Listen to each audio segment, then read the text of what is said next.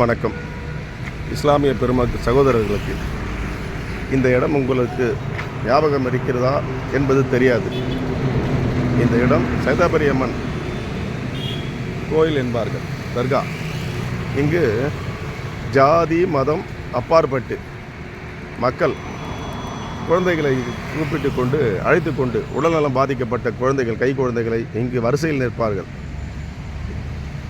இந்த இடத்தில் ஏனென்றால் இங்கே அந்த அம்மனுக்காக வேண்டி பிரார்த்தனை செய்து மயில் இறகால் மந்திரிக்கும் போது பல நோய்கள் தீர்க்கும் என்பது பல ஆயிரம் நூற்றாண்டுகளாக நடந்து வந்த ஒன்று. ஆனால் இன்று இப்பொழுது 5:20 ஒருவர் கூட இங்கே இல்லை. இங்கு வியாபார ஸ்தலம்தான் மாறிவிட்டது. காரணம் என்னவென்றால் இங்கே இருக்கக்கூடிய நிர்வாகத்தினர், அதாவது இஸ்லாமியர்களிலே ஏலம் விட்டு இந்த தர்காவை நடத்துவதாக நான் கேள்விப்பட்டேன்.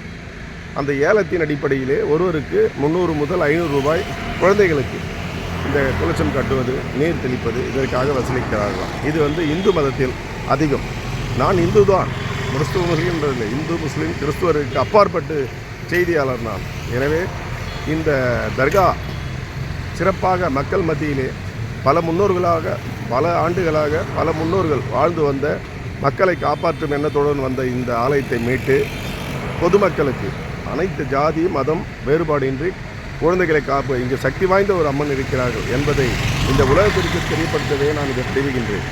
இஸ்லாமிய பெருமக்கள் சகோதரர்கள் இதை தவறாக புரிந்து கொள்ளாமல், நான் அந்த மதத்தின் மேல் நம்பிக்கை வைத்தவன் என்பதற்காக இதை பதிவிடுகிறேன். நன்றி, வணக்கம்.